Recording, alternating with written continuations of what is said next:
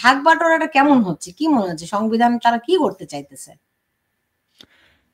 দেখেন, বাংলাদেশের সংবিধান রচিত হয়েছে মুক্তিযোদ্ধাদের রক্তের উপরে। মুক্তিযোদ্ধাদের রক্তের কালিতে লেখা হয়েছে এই সংবিধান।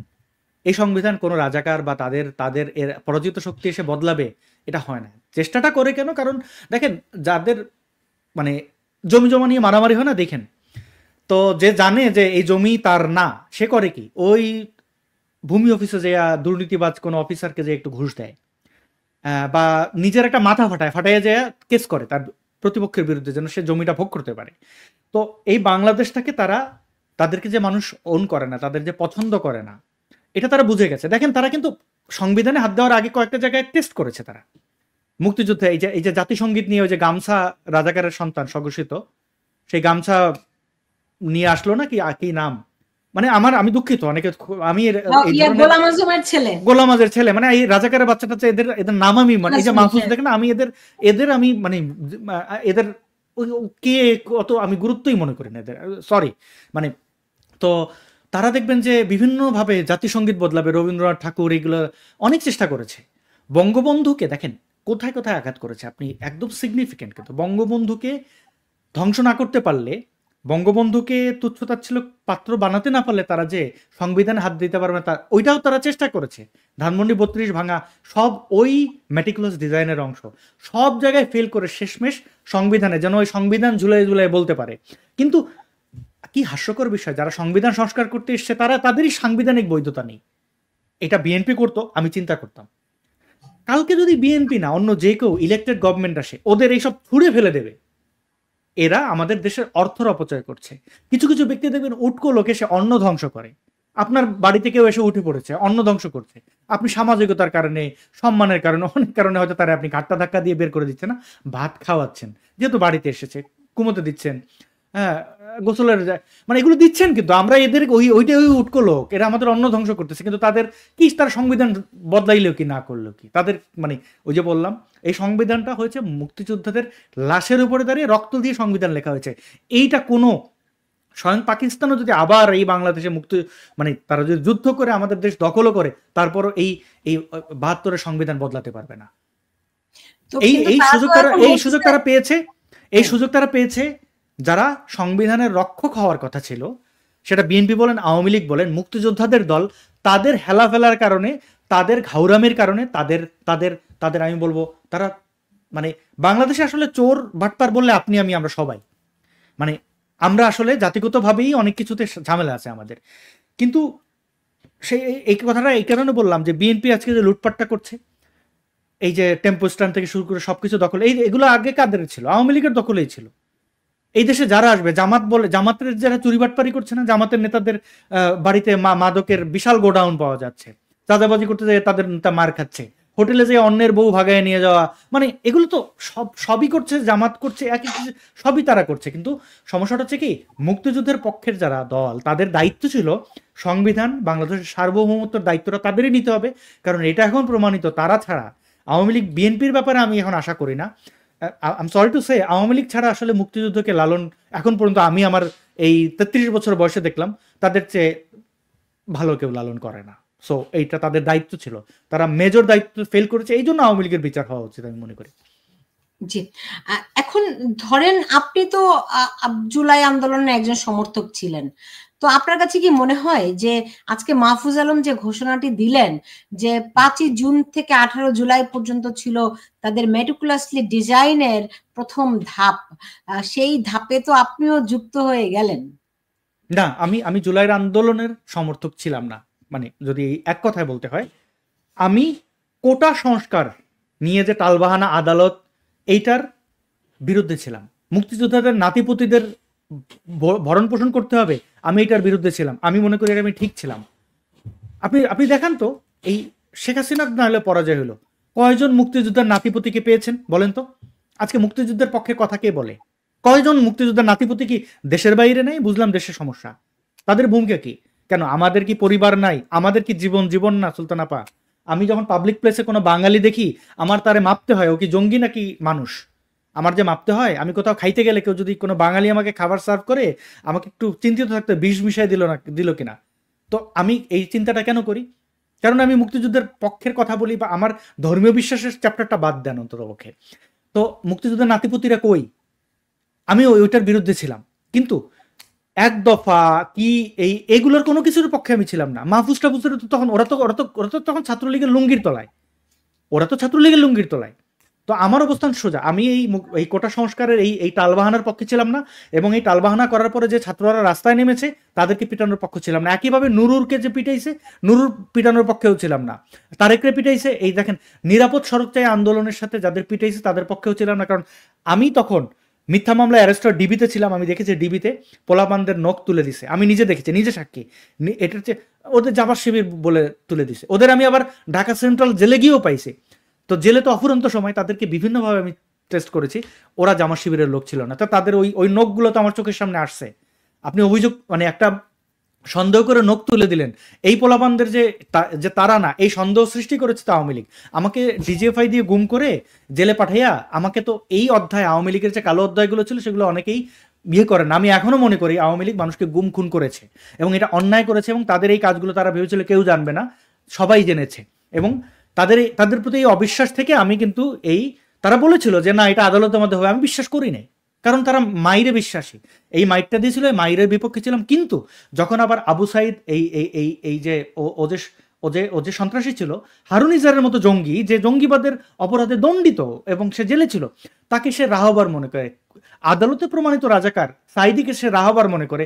ওর তো কেবলা আমার বুঝতে অসুবিধা নেই। আমি তো 16 তারিখ আমার সেই ভিডিও তো এখনো আছে, আমি আবু সাইদকে যে সন্ত্রাসী বলেছি, কোনো সুস্থ মানুষ এইভাবে যে দাঁড়াবে না, পুলিশ পেটাবে না, এবং তার মৃত্যুটাকে যে পুলিশের গুলিতে হয়নি, এগুলো তো আমি বলেছিলামও।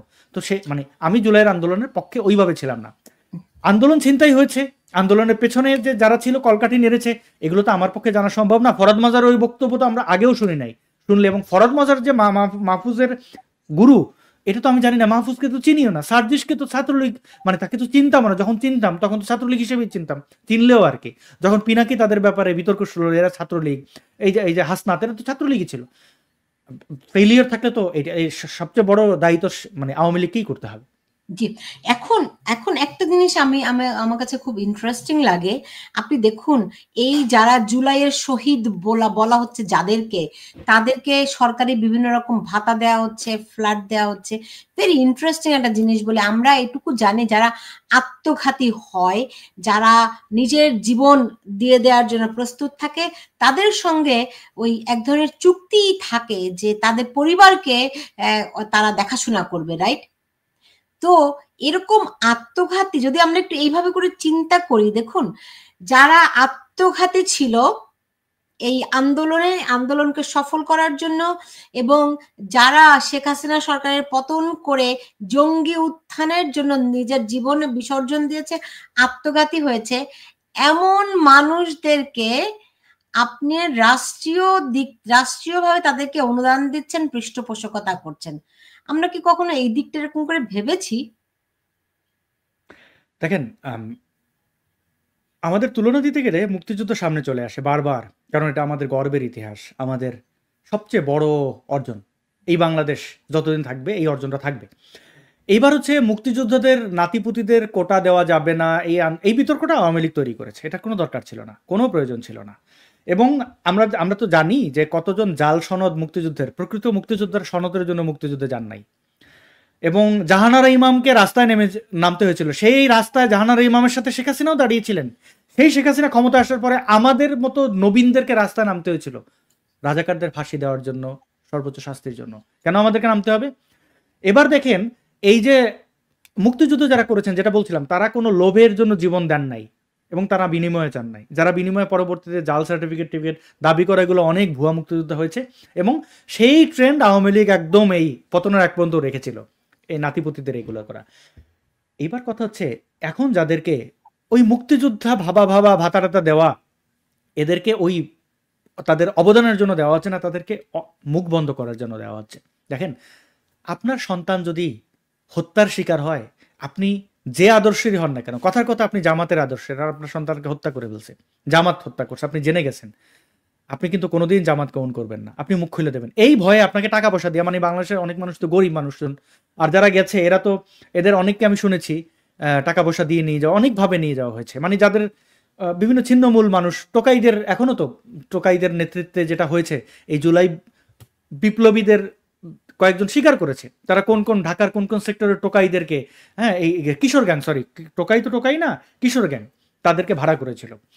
তো এদের মুখ বন্ধ করার জন্য তারা যে আসলেই বলির পাঠা হয়েছিল এটার জন্য না বলে দেয়। আমি একটা উদাহরণ দিই, মুগ্ধের একটা নানি আছে, লাইজু না ফাইজু কি নাম জানি, দেখবেন যে খুব মনোযোগ দিয়ে ইউনুসের দালালি করে। পরে আমি জানলাম যে সে বেশ মোটা অঙ্কের টাকা পেয়েছে। এখন মুগ্ধের ভাইও কিন্তু মানে এগুলো তাদের পারিবারিকভাবে জানে মুগ্ধ কিভাবে মারা গেছে।